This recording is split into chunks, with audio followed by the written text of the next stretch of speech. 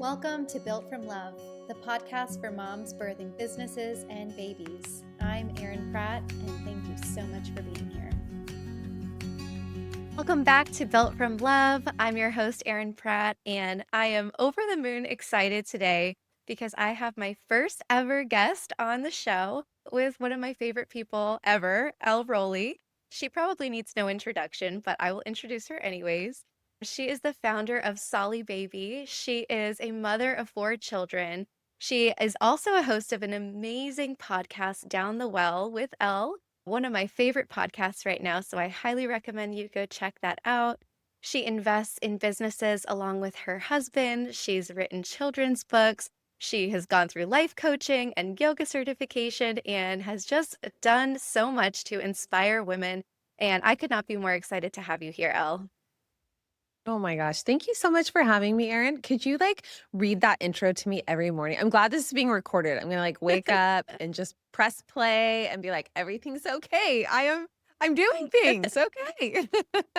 That was really Isn't nice. it? Very generous bio. Thank you. It's amazing when you hear yourself from someone else's perspective of like, wow, really? I've done all those things.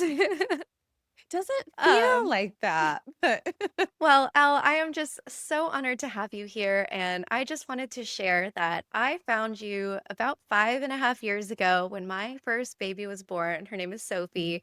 I was a brand new mom. I remember distinctly sitting in a rocking chair in my apartment overlooking this courtyard of trees and having no idea what I was doing. I was breastfeeding her quite poorly and just sitting there in May 2020, so the midst of the COVID pandemic, really isolated in this new phase of motherhood, a really scary time to start with being a mom. And I found Solly Baby and then, of course, found you through Solly Baby. And I remember watching your wrap tutorial videos, and I would just start by really trying to learn how to use my wrap. And then after I mastered wrapping my baby, I kept watching your tutorials and I even went back, on Instagram in time to see the old reels that you'd posted. And the reason I kept watching them was because you always shared these nuggets of wisdom for women as you're just in your bedroom wrapping like a doll. And I just got so much from those quick little videos that you probably had no idea how impactful that was on somebody like me as a very isolated, confused, brand new mom. And so years later, we fast forward years later, I've been following you ever since then and just continue to be inspired by the way you mother your children, the way you've run your business and pursued creative endeavors. And when I saw you launching your podcast episode, it was like Christmas morning to me because I was like, how can I hear more from this woman who I admire so much? And you are doing it. So, can I just say thank you for opening your voice up and starting that podcast? yeah, that is really kind of you. That is a tough time to have had a baby during the pandemic. And that really was I can't tell you how happy that makes me hear that. I just want to send that to all the Solly Baby team that was with me at that time because that really was the goal. We could feel the anxiety and the loneliness of having a baby during that time and lack of support. And I really did just in those videos, you just wish you could just go through the phone and hug every mom and be there to make them dinner and tell them it's going to be okay. And so it's really kind of you to say that, but also, yeah, very meaningful just because that really was the goal and it still is with the podcast. That was one of the best parts for me in running Solly Baby was just this kind of just really natural love that I have for mothers and encouraging them. So I appreciate that. That's so beautiful. And yeah, I'm so happy to share that because I'm sure you've heard that a lot, but it is nice to kind of hear the impact you're having on real individuals. So that's a perfect segue to what I want you to share. So I'm sure many of, people know you and relate you to Solly Baby, but I want to hear a little bit about kind of your evolution after stepping away as CEO of Solly Baby and what's brought you to today because I know, have done a lot of different research and you've sort of taken some steps to, I don't know, find different parts of yourself over these past few years. So I'd love to hear more about your journey from Solly Baby to Down the Well and everything in between. So let me take us back to 2021, not long after you'd had your first. I was CEO of Solly Baby for 10 years, maybe a little more than that. And I could feel in those later years that I was, it's funny, it's like we were outgrowing each other. Solly Baby was outgrowing me in some ways, and I was outgrowing it in other ways, just in my own personal journey and the things that I was interested in and wanted to do. When an opportunity came to sell the majority shares of the company, it just really felt right. It was earlier than I had anticipated, but it felt right that someone else was going to be the proper steward to take it through that next level of growth. And that has been its own journey in itself of selling a company and seeing how it's just so wild of all the evolutions and the growing pains of that, and now it's just in such a beautiful place, and to see the kinda hopes and dreams, like, almost like sending a kid off to college, to see the company find its wings with different operators who I just really love and respect. So, it just was this, I don't know, just I really trust the timing of things, and it came together in its own way that I was like, "This is just right." But I have to say that it felt like this is right, but also this is gonna be hard. Like, do you know that feel? I mean, kinda like having a baby where you're like, "Yeah, this is the right thing, and it's gonna, like, kick my trash," and it did. Yeah. Like, I started the company when I was pregnant with my 2nd baby, and then I had 2 more babies after that, and that's I don't know how many years into marriage that was, like 5 or 6, and so it was just like another child and a huge part of my identity. It's running this company in ways that I didn't even really realize, and so that was its own, I don't know, kind of transformation in its own way. But I excited to then step right into one, investing in other companies. We had never taken on investors at Solly Baby. And the big reason it's not because I'm against investors, obviously not, because that's a lot of what my husband and I do now, but because I just didn't trust that I would be able to find investors that respected my priority list. And Solly Baby was not number one. It was my family. And I think that most people running businesses who have a family would say the same thing, but it's like you're kind of, we've all seen Shark Tank when Mark Cuban is like, is this your number one? You know, if you can't Yeah. say, like, this is your full-time whatever, then I can't invest in it, it's not investable. And so that was in my head, and I was like, "That would be really fun." My husband, he really leads up all the 11 Capitals, what it is, our small private equity fund, and we just thought, what if we could be the investors that we wished we'd had, you know, who really trust, especially these moms where it's like, you get these superpowers in motherhood. You're not going to waste anybody's time. Prioritizing your family and then the business, they will reinforce each other when, like, rightfully approached. You don't tell a mom to prioritize anything else above her kids because it's not going to end well in the long run, you know? She's going to burn out, she's going to lose herself, and that, like, it's not going to be good. And so I was excited to jump into that more, and then also writing this children's book series that had kind of come about while we were in negotiations with selling the company. And so this Agnes and the Sheep, just I feel like there's just a big hole in children's literature right now with stories that have morals and are inspiring and take on just like this classical structure of storytelling. It's really kind of bizarre how other philosophies have come into children's literature that I don't agree with. And so that was a fun opportunity to start this children's book series, and I hope to write more. It was just a funny story with our Great Dane, these first 2 books. And then lastly, I was just excited to be a little more like just here in the home with my kids at the stage that we were in. It's just different stages call for different things from a mom, and I could just feel that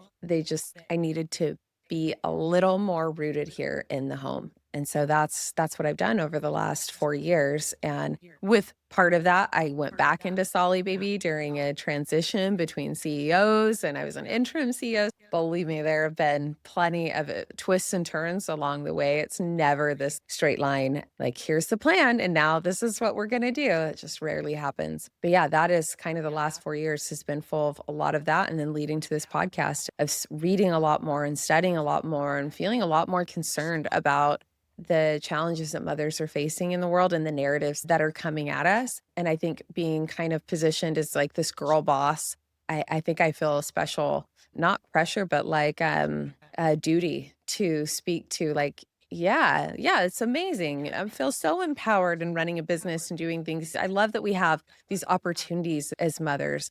And also, like, that's not my core identity. And I don't think we need to be pressuring moms to find fulfillment there, if that makes sense. Yeah, that absolutely makes sense. And it's so interesting to hear sort of your evolution since leaving Solly Baby and just kind of what brought you to where you are today. And I know that has probably taken a lot of its own twists and turns. And people might hear that and be like, oh, she was probably just relaxing for the last 4 years. But I know as a mom, it's like, it was probably far from relaxing and even more work in many ways. Life never really slows down, especially for, the people who listen to this sort of podcast and yours, where we're kind of these multifaceted, creative, sort of always trying to build something and also like working on ourselves and becoming the best version of ourselves for ourselves and for our kids. And so I think that's a really natural kind of segue into bringing you to this podcast that you launched. And I'm sure somebody with a platform, it could be a little nerve wracking to add your voice to the mix and talk about something, that maybe women haven't quite heard a lot about. I know I didn't hear about the Mother's Hero's journey until you started sharing it on your podcast. And we've all heard about the hero's journey, but it was so fascinating to hear about these archetypes and just like the work and research you've done into these archetypes and how motherhood keeps throwing you down the well and what lessons you can come back with from that well. So can you talk a little bit about for those who haven't heard of this, what is the mother's hero's journey? How does that differ from what we've typically heard about the hero's journey? And why should we be, paying attention to this right now as women? Well, I love that question, Erin. Thank you for setting me up to talk about the thing that I love the most right now. So, yeah, you're right. A lot of us have heard about the hero's journey, which is Joseph Campbell's work, which is like all rooted in Carl Jung, the work of Carl Jung, who was really, anyway, I don't need to go all the way back here, but Joseph Campbell with this hero's journey, it is kind of like, I mean, his creation, but also like he's pulling this from all the great stories from ever. And of just finding this patterning of going out and slaying dragons, like how we overcome challenges and become heroes in our own stories and in the lives of other people versus like, becoming victims or failures is like, no, like really intentionally laying out this hero's journey so that we can be more intentional with the challenges that we face of seeing those as opportunities for growth. So the mother's hero's journey is just kind of an evolution of that from a Jungian analyst named Lisa Marchiano, who I've had on Down the Well a few times. And she has written this brilliant book, Motherhood, Facing and Finding Yourself. And she took Joseph Campbell's hero's journey and said, okay, yes, this is right, but it's a little bit different for women and especially mothers, where it's instead of going out and slaying dragons, it's more about the internal battles of kind of being thrown down the metaphorical well, which we see in a ton of myths and stories, like Alice in Wonderland is the most obvious one, where we are kind of thrown down this emotional well and we have to shed our pride and who we thought we were and these pieces of our identities. And when we do and meet those in that unknown kind of land at the bottom of the well where we do meet the hard parts of ourselves, and motherhood, we all know, brings those things out in us. Like, how many times have we heard, like, I thought I was a patient person before I had kids, you know? It just brings up all the stuff. But if we can really, it guides us to really facing those challenges and those down the wall moments so that we can be open to receiving the help and guidance and support and listening to our own intuition and coming back up stronger, knowing ourselves better, more confident, and then sharing that with other people feels just so deeply relevant in our culture today, where I think the narrative for moms is just really sad and depressing. And I hear it from young people, and we see it in the statistics of how few people are wanting to have children. And of course, there are other factors, other variables that are influencing that. But this is the piece of that puzzle or that pie that I'm like, I want to talk about this one because for me, motherhood, yeah, it's like kicked my trash. I know I've said that twice on this podcast now, but like it has, but it's also like that's the point, right? Those are the things that are going to reveal all of our weakest parts that then turn into our strongest parts. And that to me, I'm just addicted to that kind of growth, and motherhood presents it in just like the most beautiful way. And I have found so much transformation and joy from motherhood, and I just wish we were talking about that more instead of just how hard it is and why you're just gonna lose yourself, and I'm like, "I don't even care about who I was before I had kids. I didn't know myself at all." So, yeah, that's some of the impetus for the podcast and a little bit of that mother's hero's journey. I love that, Elle, and it is so powerful to hear every one of your episodes on that podcast, and I think it's such a timely message for our, just society today and the direction we've sort of swung so far in the opposite direction of what we once were able to, like, not even talk about our troubles, and then it was like people were genuinely opening up and admitting how hard it was, and now it's so far in the opposite direction, to your point of looking at moms as victims, looking at moms as like sacrificing every part of themselves and it not being for the good of themselves. Like you said a couple things in past podcasts about, sacrifice means to make sacred and how beautiful that is. And it's the point of life is to use you up. I think you mentioned that at one point and I wrote it down because it was so true, like, we're not getting to the end of our lives with perfectly manicured hands and our hair done perfectly. We wanna have scars on us, like, we wanna be tired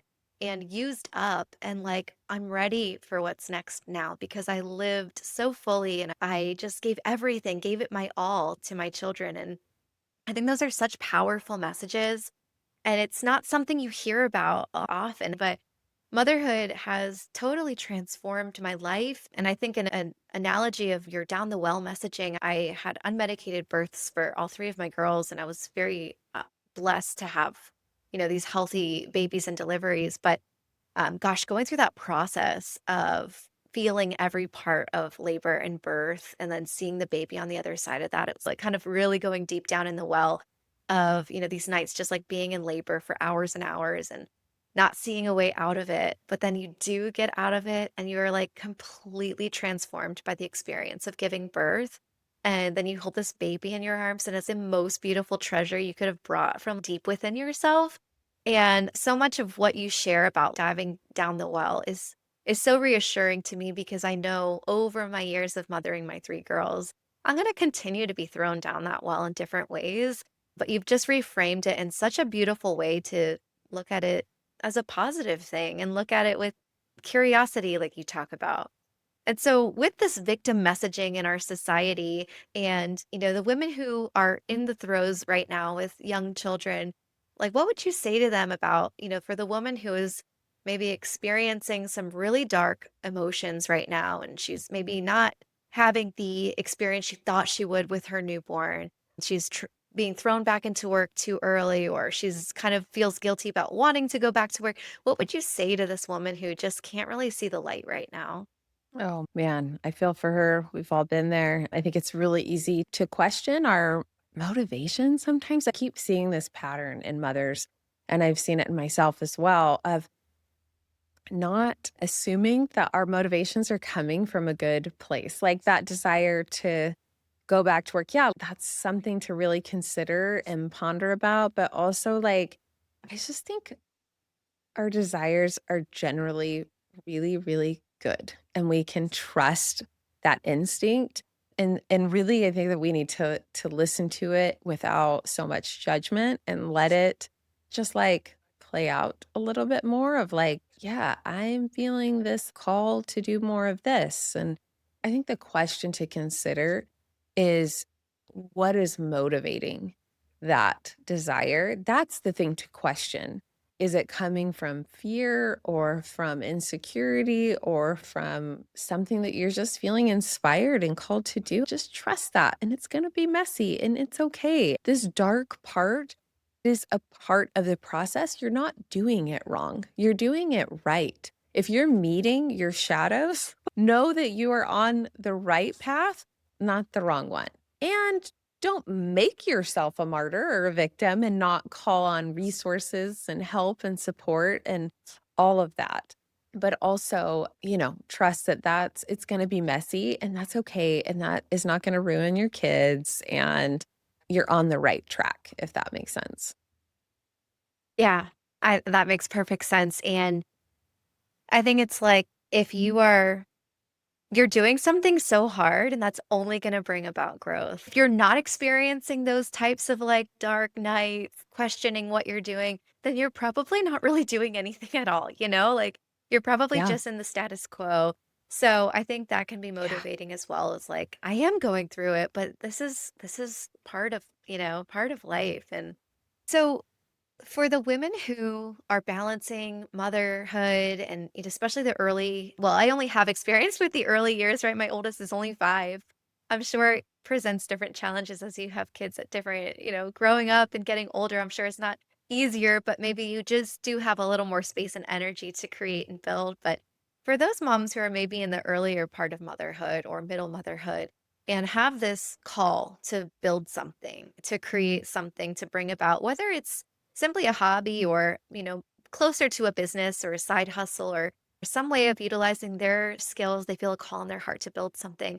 What would you say to that mom who wants to build something but feels really limited by her time, by her energy, and also potential feelings of guilt around giving this thing her time and energy when she does also have these little people in her life? Like, you've done so much building and creating over the entire kind of span of your motherhood. So I'd love to just like glean some insights from you who's sort of made it to what, the middle years, you have teenagers now. What does that look like for Oh, that mom? man. Well, I mean, I can mostly just speak to my own experience here, which is that becoming a mom unlocked something in me. Like I didn't know, like you were saying with this birth experience, right? Like first birth, I was like, whoa. I have always been so terrified of pain. I can't believe that I just like birthed this baby out of my body, you know? And that gave me a tremendous amount of confidence and it did unlock there's something and I know I'm not alone in this where I was not working. I was finishing my undergraduate degree actually when I had my first baby, but it was totally my flow of life completely shifted. And something about that unlocked so much creativity for me of just seeing life differently and what I could do and what was possible. And like, okay, my husband's still in school. I want to have some kind of side hustle here, but I don't want to go into an office. And so, what might that look like? And just experimenting with different things. And I see this with young moms every day. And I think that is just like one of the gifts of motherhood. Just lean into that and trust that, like, yeah, it's not going to happen overnight. But the amazing thing about motherhood is that it forces you to focus only on the necessary. Everything else gets stripped away. If it doesn't, you will completely be buried every single day of your life, right? It forces you to strip it down. You just have to face your own bandwidth. Like, this is where I hit my edge. You really fall off when you go past that. And that is just such an exciting thing. It hones it all in of like, these are the things that I really care about. And now, can I let my brain go to work on solving these problems creatively and creating like, okay, I want to create this business. I want to go back to school. I want to do this other thing. And now, like, trust that is a good call and now a call to adventure, like in the mother's hero's journey. And now what let my brain go to work in solving for it. When I look back, I'm like, I don't know how I did these things. I actually don't know. It's like I should write a book. I don't know what the book Yeah. would be because there's not like a 1, 2, 3. This is how you start a business as a young mom. Every baby is so different. Every marriage is so different and family dynamic, financial situation. But I think it is like really embracing that unlock of the creativity and looking for that call to adventure, knowing it might just be that you're going to be the PTA president or a homeschooling parent or whatever. Yeah. It can look so many different ways. It does not have to be so connected monetarily. It can be easy to get kind of stuck in that model. And that's one way that is really fun. It's really fun. And it's fun to get that feedback from your audience, from your customers to be able to help bring in more money to the family. We live in an amazing time to be a mom. We're only limited by our creativity and creating what we can first mastermind in our heads. That's where it first starts. Yeah, I love that. I love that One, you calling it a call to adventure makes it just sound fun, instead of this sort of fake, almost like stressful thing that you feel like, "Oh, should I chase it? Should I not?" It's like a call to adventure and also just making it fun. You talk a lot about that on your podcast of like, can we also enjoy our motherhood? Can we also be present in the experiences that we're creating for everyone else and modeling what that looks like for when our kids become parents and carving out that space for you to find all the creative parts of you and try new things. I think that's really important and just not taking it too seriously. I think is something that we can probably very easily do is take ourselves seriously, but when we make it fun and also I know for myself, one of the biggest things I had to adjust after becoming a mom and balancing all the passionate, like, kind of side interests I had with traveling and writing and building businesses was how long it takes and just giving myself grace that it doesn't have to move as fast as it did before kids for it to still be worth like, worth pursuing.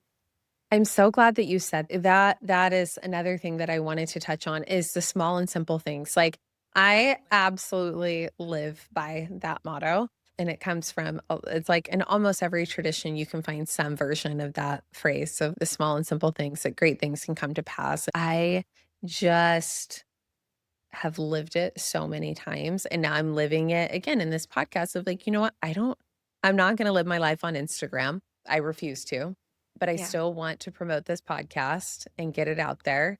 And I just like, I know where the bandwidth is and it's not there. And so I just am going to have to trust that this small and simple, like just keep putting out the podcast, do what I can, and it's going to be what it's supposed to be. And that is, I think that is really kind of a spiritual journey as well of like faith and trusting in something higher than you that's like, okay, if this is supposed to get out to women, then they're going to find me. And whatever your product or service is, just trusting that your little offering really is enough and it's not going to happen overnight. But like embrace how motherhood really does strip things down to the most necessary parts.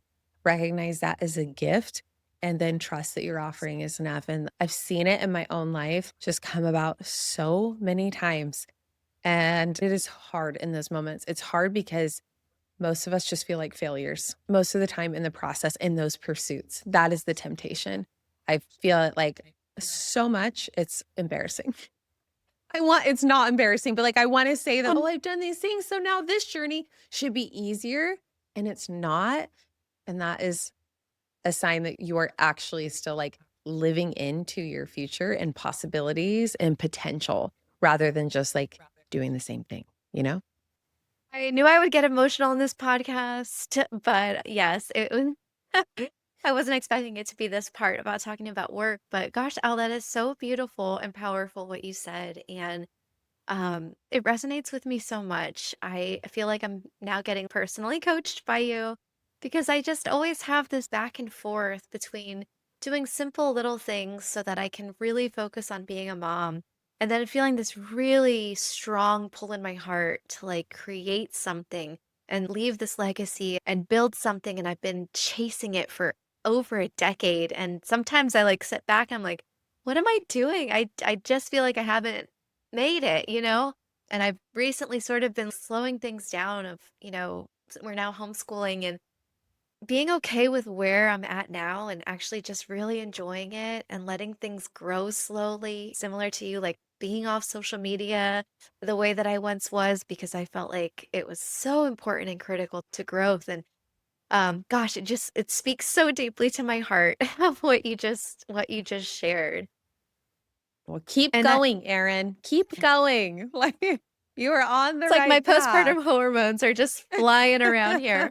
No, I think it's just because it's no, it hits that it's the hardest part.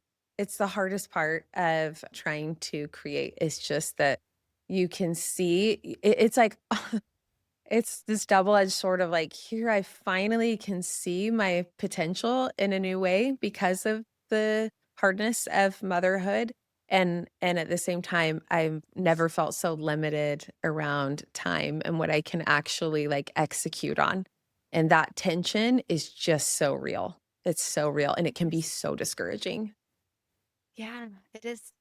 It is. And then at the same time, I think it's so true that becoming a mom and having these little people unlocks another side of creativity. It's like with each child that I've birthed, and I'm sure you felt the same way, like another part of me is unlocked. And I've seen the evolution with each child. And I know that they're teaching me lessons in their own beautiful way and leveling me up as well. It's so true what you're pursuing specifically is such a spiritual I calling it a calling is so perfect for you because it resonates from each episode and everything you share. It's so much more than building a business or a brand. It truly is like you just have this in your heart and you want to leave this impact on women and you are and I can't wait to see just how that continues to evolve and the platform that you continue to reach more and more women because it's Really so kind. important. Thank you. Really, really Um generous of you to say thank you. Oh, I mean it. So, in just one or two more questions here. With this kind of what like success looks like, and I want to talk about that because sort of define success in a variety of ways, but with business, it's probably like how much money your business has made, right? How many followers you have, how many customers you have. And, growing Solly Baby to the point where it was when you've kind of taken a step back and even continued to help in many ways. I know you're probably helping that brand, but just from the outside perspective, like everybody knows Solly Baby. If you're pregnant or a mom, you know Solly Baby. So I'm curious to hear what did you once view success to be? Like what did that look like for you? And as you've grown in motherhood and kind of taken this journey you've taken, what does that look like now for yourself and your family? Well, I mean, I think that the biggest temptation in defining success is using someone else's definition. And that is step one that I've always, and it will just seep in. Even just talking to a close friend or someone where they're talking about their goals. And we're like, we're so similar in different ways, so similar. And so Yeah. then you adopt their goals and it's like, oh, but wait a minute, that is not what speaks to me. That we are totally different people. And so even as worthy as those goals are, that definition of success is, it is not mine. And I think the best way that I've been able to like keep hold of that definition has been by it's actually a coaching exercise from one of my favorite coaches. Her name's Jody Moore. And she had this worksheet of your top 5 priorities. And then it was like, it was this exercise then, like with each of those, what your goals were within each of those priorities. And I loved, and I wrote it out. I wrote my top 5 and then I wrote the things underneath and expanding on each of those. And then that trickles down into then what does my daily life look like? And how are those goals actually, those priorities more than goals? How are those priorities represented in my everyday life? And then, okay, now we can implement the goals to support those priorities. And I used to every Monday morning on my way to the office, I just had that piece of paper and I would just pull it out and read it at a stoplight. And when I feel aligned with those priorities of like, yeah, I'm like generally doing that. I'm in the ballpark of this and this and this. And oh, okay, let's like shift a little bit here. It's like rarely that we're just so off, you know? It's like, okay, I need a Yeah. little more prayer meditation time. I need a little more focus with that one child. Actually, I need to say no to some things this week and put more time into the business, you know? And and that to me, that's what it sounds very boring and analytical, but that is how I define success is like, what are my priorities in life and how am I living into those priorities? And when that's aligned, it's like more like when I'm in alignment, that's success. I love that approach because I think something we talked about before I started recording was just how prone to evolution we are. And that gives so much wiggle room. As a mom, Yeah. your priorities are going to shift when your child wakes up and is not feeling well. Like your priorities shift that instant, and it gives so much space for allowing yourself to see, like, okay, what does success look and feel like for me today? And Mhm. that allows so much room for that flexibility and adaptability, so you don't get into that sort of spiral of, "I'm not reaching my goals. I'm not accomplishing what I need to," Yeah. because you are allowing those priorities to continue to override each other based on where you're at. So I think That's that's such a exactly beautiful right. way of looking at it. Well, and I do wanna mention that fun is a priority for me, like, fun and enjoyment. I remember Yeah. years ago, one of my kids, she was just, like, 4 years old, and she was like, "Being a mom looks really hard." Like, I don't she said, "I don't know if I wanna be a mom." And I was like, "Oh, Oh, I think I'm doing this wrong." Like, it was just such a good check-in for me.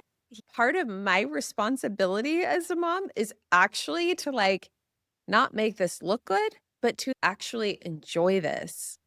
How much does that impact their experience? That's why I'm like, what is good for us and what our natural desires and instincts are, they're just good. Let's just trust those. yeah. And it's going to be good. I've been so surprised. I was hesitant to dive back into a new project. And my 16-year-old daughter was like, had expressed something like, does it feel like I've been gone more or this or that? Just kind of checking how it was going for her. And she just had the kindest things to say about how the podcast was impacting her and listening to it is just like, there's no other podcast like such nice things. And I was like, Well, wait, me doing this for me is actually me setting the example and teaching her the things that I hope that she can not start a podcast, but like follow those callings in her heart, you know? that's my next question for you is what do you want your children to take from all of this, from everything that you're doing? Because I know you are so focused on your family and you do everything with such intention and thought. And looking at your kids and as they're kind of growing and just observing everything you and your husband do, what are your hopes that they take away from what is your legacy that will live long beyond yourself for your children as you pursue these callings in your life? Mm.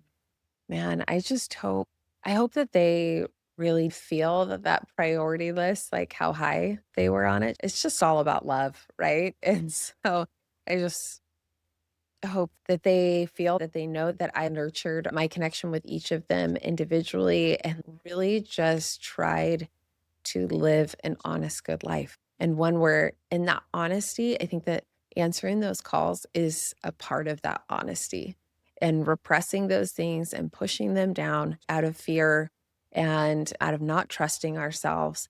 I think that there's a kind of dishonesty in that. And I hope that they see that even when times in our family have been messier. And this year, I've been like, okay, you guys are older and we have all these different projects going on. Dad's got his and I've got this. So I need you to help with dinners more. You need to take on these different responsibilities. And I hope that they see in these messy times that it was for everyone's growth. And let's just all give each other a lot of grace. Ah, Gosh, that's so beautiful, and I'm sure that they feel that so deep in their souls. It is such a beautiful experience becoming a mom myself, and now looking back on it's like you sort of, look back and ahead at the same time. Like, I look back on my experience as a kid, and I look at my mom differently, and just everything that she and my dad did for us, and the things that you took for granted until you become a mom, you can never understand. And then now mhm. having kids, it's like looking ahead as far as when they become moms. Of course, I have all girls, but if they choose to become moms, I hope they look back fondly on their years of being with me and Yeah. also looking at being a mom as a really good thing and not this thing to be avoided. That just reminded me, like, and I hope that they know that we're not totally responsible for their entire experience, like, and that is a Right. choice, and they will be mad at different points and wanna go talk to a therapist about how we didn't do this or we did do that. And my whole definition of success cannot be wrapped up in their relative perspective in how I performed as a mother. And that is a hard thing. It's a hard thing to It's balance, right? true. And so it has to come internally. So it's like, I hope those things. And also, if not, I hope we can like still love each other and just have a lot of grace, right? Because it's a mess. I think by recognizing all those things at the end of the day, you know, I'm sure you know that you were a good mom and feeling like you gave it your all, doing the best you can. You have the best intentions. Yeah, I love that. So, okay, so my last question. So what is lighting you up right now? Whether it's creatively, I'm sure your podcast is a big part of that, so it's okay if it's that, but what is lighting you up right now? Yeah, it's definitely the podcast of studying motherhood, studying this maiden to mother to matriarch, this feminine journey, and just like the single woman to the mother to really leaning into these later years of it's like the return and contribution phase. And that is really exciting to me of like creating more vision around that. I don't think that we really have a lot of that as a culture, and we often regress to these younger years instead. And I love studying that. I love talking about it. I love meeting older women who are just living that and inspire me. So, and then also just this phase with my kids, they're 8, almost 9 to 16. It's going so fast. And I'm just like, hold, like just trying to breathe it all in. And Oh, it's so fun. It's going so fast, but it's really cool to see them become their own people and just to enjoy them so much individually and not at other times, but, like, a lot more than I anticipated that I would in these teenage years especially, so, yeah, uh, it's fun. yeah, we hear so much negative stuff about the teenage years, so it's very reassuring to see somebody who is, like, generally enjoying it. I'm sure there's moments, but yeah, it's cool to look ahead, to see the moms who are ahead of you, a little bit ahead down the path, and I'm very much in, like, just entering kindergarten age, and it's so fun to see that So transformation, and sweet. it's just going by so fast, and I know it just speeds up, but just seeing people embrace, like, every phase of your kid is just it's so reassuring, and it makes you happy that there's, like, so much left to look forward to. Yep, there really is, I love that. What a sweet phase you're in, Erin, I love that. I know, I really the babies and these my 5-year-old and 4-year-old, they're very close in age. They're so much fun, and I'm seeing their who they are, and it's just really coming out now, and they're so different and so similar in many ways, and it's just it's a magical phase for sure. Elle, where can people find you and connect with you? I'll link, of course, your podcast and everything, but just share a little bit about how people can, kind of get in touch with you and find more about your work. Oh, thank you for asking that. So Down the Well is on I think the best experience is on YouTube, but I know that a lot of people still have ads, don't have premium. If that's you, then Apple Podcasts or Spotify. And my Instagram is just at Elle Rowley. You can always DM me there. And I am gonna start doing more coaching work. It's like I love the theoretical and the philosophical. And then I'm like, no, get me in there, mom who's struggling. Tell me what your problem is right now. And let's like map this out and help you to kind of reframe and get you in a headspace where you are enjoying your motherhood and finding that transformation. So that's all to come here. But DM me if that's something that you're interested in private coaching. So Oh, amazing. You're going to continue to touch so many lives with that. And I knew this would be a special episode, Elle, but I got so much wisdom from you on this call. And it is just even more magical sitting here with you oh than I my thought it would gosh, you're be. too So nice. thank you You are too so nice. much for lending us your time. And for everybody listening, I hope you enjoyed it as much as I did. And we'll see you on the next episode of Built from Love. Thank you.